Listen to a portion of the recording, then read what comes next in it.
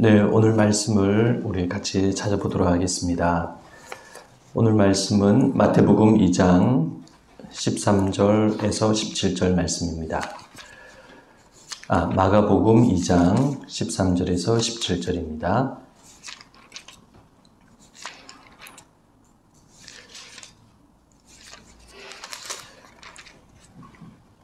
네, 제가 읽어드리도록 하겠습니다.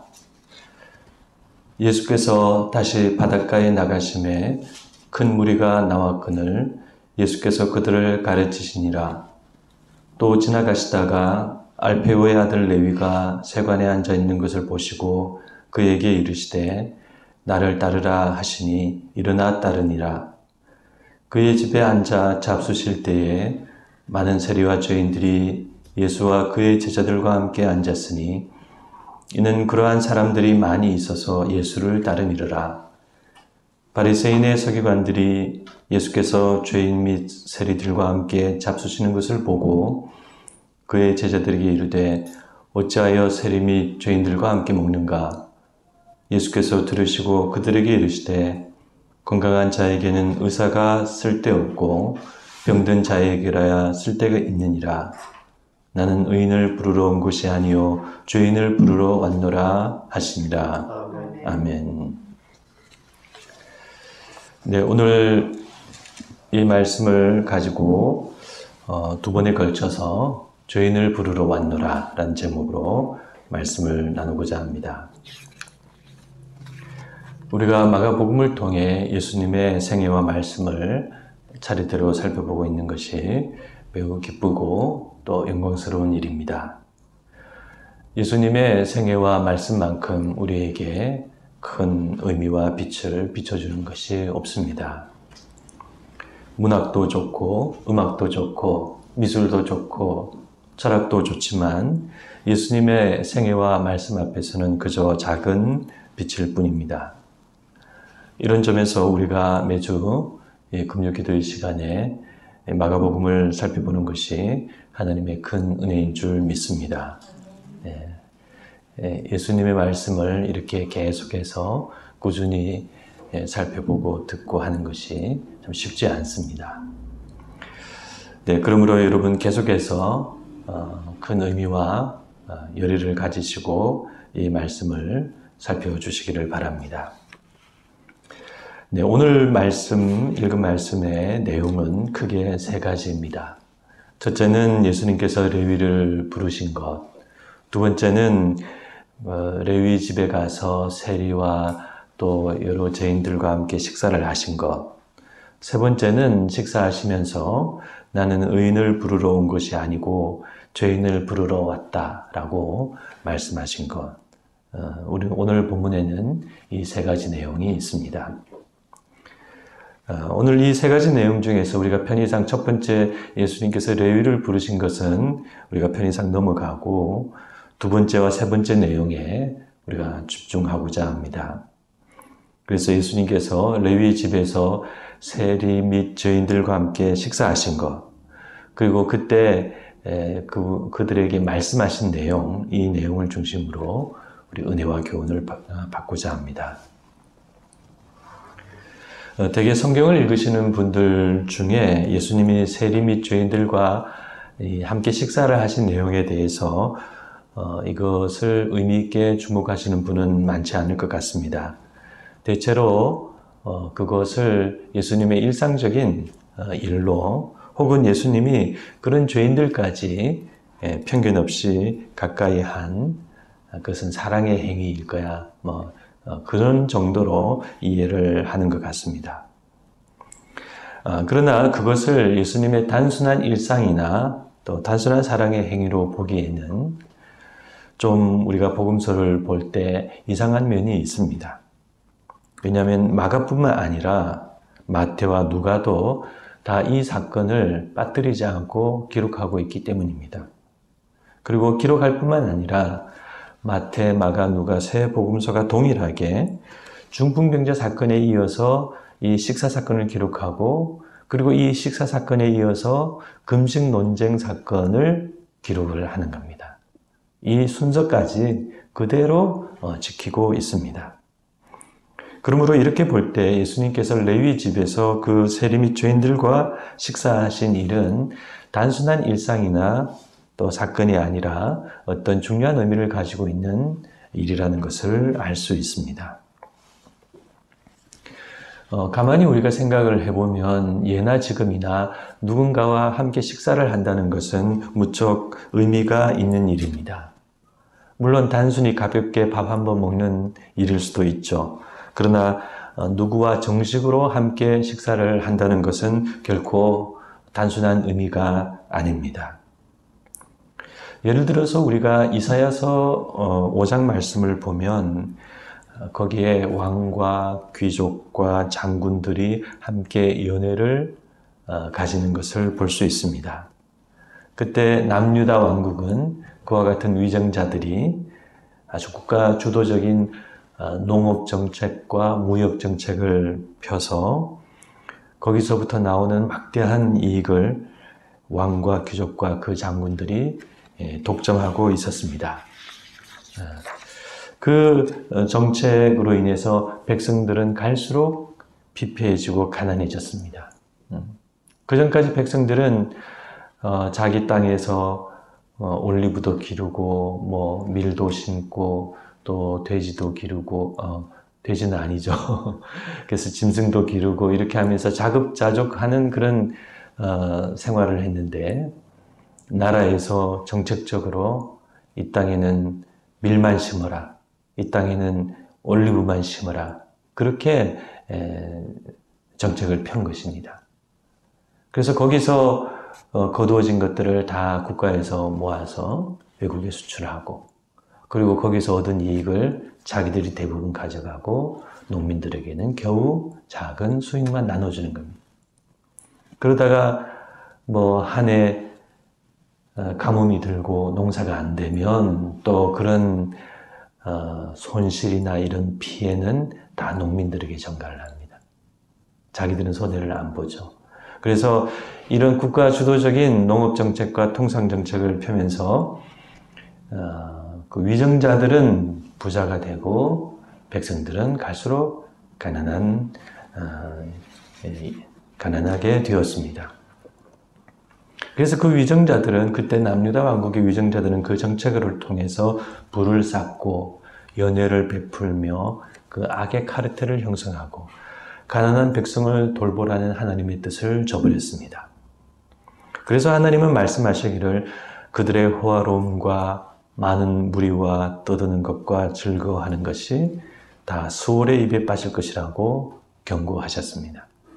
이렇게 그들의 연회는 단순히 먹고 마시는 것이 아니라 그들의 악한 이익과 부를 함께 나누고 그들의 결속을 다지는 그런 고도의 정치적인 행위였던 것입니다.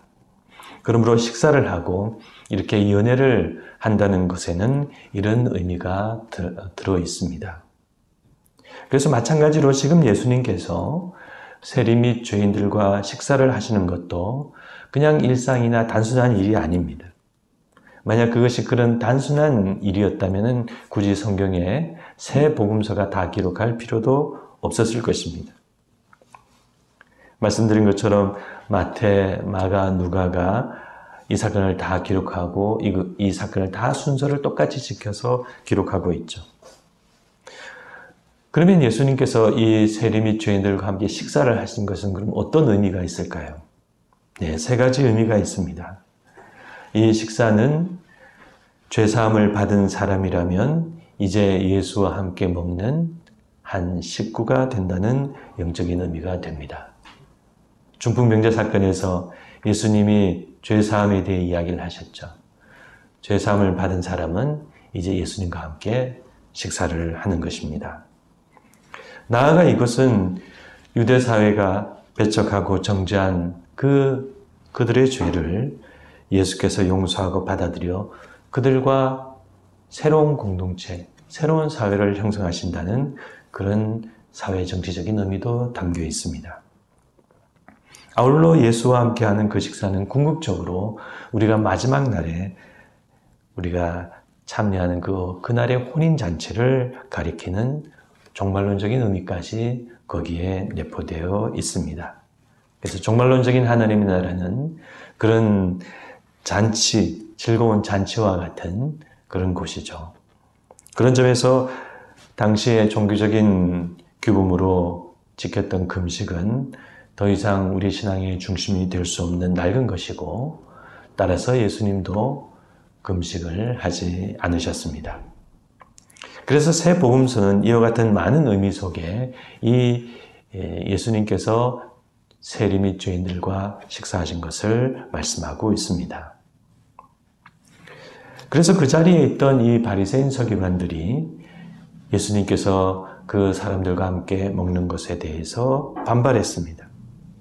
그들은 그 예수님의 그 행위에 담겨있는 세 가지 뜻을 다 알지는 못했을지라도 적어도 예수께서 그들을 용서하고 받아들여서 그들과 함께 어울리시고 새로운 무리와 새로운 사회와 새로운 공동체를 형성하시고, 그렇게 함으로써 자기들이 지금껏 힘들여 세운 율법적인 사회와 질서를 어지럽히고 흔든다는 사실을 분명히 알았습니다. 그래서 그들은 말합니다. 어찌하여 너희 선생이 세리와 죄인들과 함께 먹는가? 이와 같은 그들의 문제 제기에 대해 예수님은 우리가 잘 아는 그 대답으로 말씀하셨습니다. 건강한 자에게는 의사가 쓸데없고 병든 자에게라야 쓸데있느니라. 내가 의인을 부르러 온 것이 아니요 죄인을 부르러 왔노라. 여기서 첫 번째 하신 말씀은 당시에 잘 알려진 속담이었습니다. 건강한 자에게는 의원이 필요 없고 병든 자에게라야 쓸데있다. 그래서 두 번째 말씀이 중요한데, 나는 의인을 부르러 온 것이 아니요 죄인을 부르러 왔노라. 이 말씀의 의미가 무엇일까요? 근데 예수님의 말씀에는 대체로 예수님의 말씀이 쉬운데 그 의미가 여러 가지로 깊을 때가 많습니다. 그래서 하나의 의미라기보다는 이중, 삼중의 의미가 담겨 있을 때가 많습니다. 그래서 나는 의인을 부르러 온 것이 아니요 죄인을 부르러 왔다는 이 말씀도 이중적인 의미가 담겨 있습니다. 그래서 일반적인 의미가 있고 역설적인 의미가 있는데, 오늘은 우리가 일반적인 의미에 대해서만 우리가 살펴보고자 합니다. 예수님께서 의인을 부르러 온 것이 아니고 죄인을 부르러 오셨다는 이 말씀의 의미는 일반적으로 문자 그대로 봐서 의인을 배제하고 죄인만 부르신다라는 그런 의미가 아니라 의인보다는 죄인을 우선적으로 부르신다라는 그런 강조의 말씀으로 이해됩니다. 우리가 성경 안에 보면은 흔히 이런 표현들이 가끔 나옵니다. 호세아서에도 보면은 우리가 잘 아는 말씀인 나는 인애를 원하고 제사를 원하지 아니하며 번제보다 하나님 아는 것을 원하노라, 이런 말씀이 있죠. 그 말씀과 똑같은 표현 방식인 것입니다. 그러므로 이렇게 볼 때 이 예수님의 말씀, 우리가 잘 아는 대로 예수님께서는 죄인인 우리를 부르신다라는, 죄인인 우리를 은혜로 부르신다라는 그런 일반적인 의미입니다. 세리는 우리가 잘 아는 것처럼 당시 유대사회의 죄인의 대명사였습니다. 그들은 자기 민족에게 무거운 세금을 거두어서 로마의 앞잡이가 되어서 바치고 남은 것은 자기들이 가졌습니다. 그래서 그런 자들까지 예수님께서 받아들이시고 함께 식사를 하신다는 것은 누구라도, 그 어떤 죄인이라도 예수님께서 받아들인다는 것을 의미합니다. 그래서 이렇게 예수님의 부르심에 응답하기만 하면은 어떤 죄인이라도 예수님과 한 식구가 될 수 있습니다. 이것은 우리가 잘 아는 예수님의 놀라우신 사랑과 은혜입니다. 예수님은 그렇게 사랑과 은혜로 지금 우리도 부르고 계십니다. 그런데 여기서 예수님께서 우리를 부르신다고 할 때 그 부르신다는 의미가 뭘까요? 단순히 자기에게 나오라, 혹은 오늘날의 의미로 우리 교회에 출석하라, 그런 의미일까요? 우리가 이 부분을 잘 이해해야겠습니다. 왜냐하면 어떤 분들은 그저 예수님께서 죄인인 우리를 부르신다는 것만 알지 그 부르심이 어떤 부르심인지 생각하지 않기 때문입니다. 네, 예수님께서 우리를 부르시는 것은 단순히 오면 된다는 부르심이 아니라 회개의 부르심입니다. 누가복음이 그것을 잘 말씀하고 있습니다. 누가복음 5장 32절 보면은 동일한 말씀을 이렇게 말씀하고 있습니다. 내가 의인을 부르러 온 것이 아니요 죄인을 불러 회개시키러 왔노라. 네, 그렇습니다. 예수님의 부르심은 우리를 향한 예수님의 부르심은 회개의 부르심입니다. 우리는 우리의 잘못된 죄와 과거를 청산하고 그리고 그분에게로 가는 것입니다. 그러면 어떤 죄이든지 우리의 죄가 아무리 크다 하더라도 우리는 용서받고 하나님의 자녀와 그 공동체의 일원이 될 수 있습니다. 한편 그분의 부르심은 이렇게 회개의 부르심인데 또 그렇다면 우리가 조금 더 나아가서 그럼 이 회개가 어떤 의미인가? 여기서 말씀하는 이 회개는 한 번만 하는 그때 그 부르실 때 한 번만 하는 단회적인 회개만을 가리키지는 않습니다. 아시는 바와 같이 우리의 삶은 그렇게 무 자르듯이 한 번에 변화되지 않습니다. 우리는 우리의 잘못된 모습을 예수님을 믿고 평생을 통해 고쳐갑니다. 그것이 중생과 회개의 개념입니다. 우리가 아는 것처럼 바울도 그런 생애를 살았습니다. 바울은 다메섹 도상에서 예수님을 극적으로 만나서 하루아침에 변화된 사람이죠. 그러나 그의 회심과 회개가 거기에서 단회적으로만 일어난 것은 아닙니다. 그는 나중에 디모데에게 편지를 보내서 디모데 전서를 썼는데 거기에 나는 죄인 중에 괴수다 라고 현재형으로 그렇게 고백을 했습니다. 그래서 바울은 예수님을 처음 만난 그때만 회개한 것이 아니라 그 이후에 자기가 사도가 되고 사역을 하고 선교를 하는 그 모든 순간 가운데서도 자기의 죄인됨을 고백하면서 회개하면서 그렇게 살아갔던 것입니다. 그러므로 우리는 우리를 회개의 부르심으로 부르시는 이 예수님의 부르심을 생각할 때 우리는 평생에 걸쳐서 회개하고 거듭나고 중생해야 합니다. 그래서 우리는 점점 우리가 성화되어 가는 것입니다.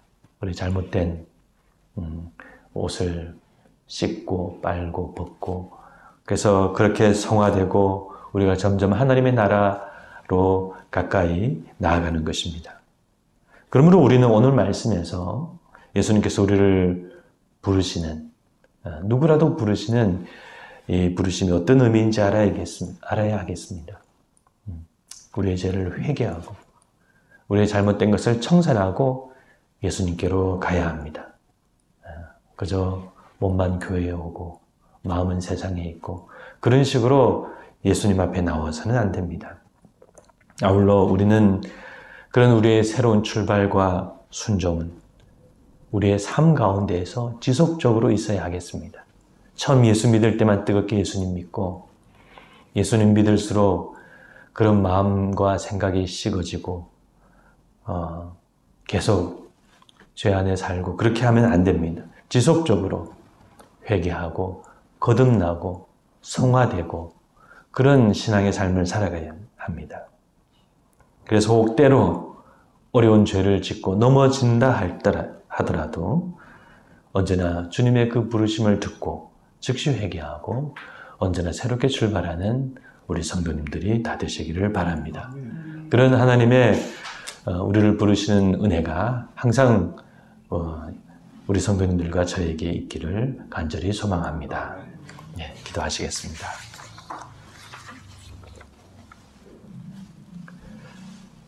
사랑이 많으신 하나님 아버지, 오늘 이 마가복음 말씀을 통해서 죄인들을 부르시고 함께 어울리시고 받아들이시는 그런 말씀을 저희들이 보았습니다. 동일하게 주님께서 저희들도 그렇게 부르신 줄 믿습니다.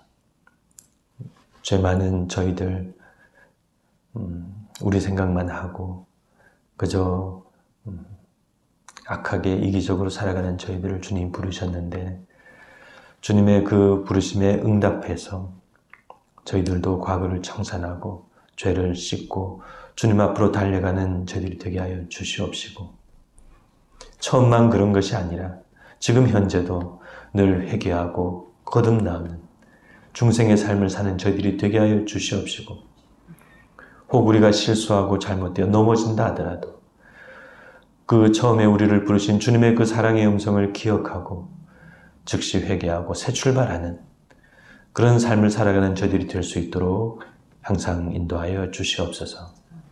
하나님의 부르심을 듣는 목자의 음성을 듣는 양과 같이 목자를 따라가는 저희들이 될 수 있도록 항상 지켜주시고 인도하여 주시옵소서. 감사드리오며 예수님의 이름으로 기도드리옵나이다. 아멘.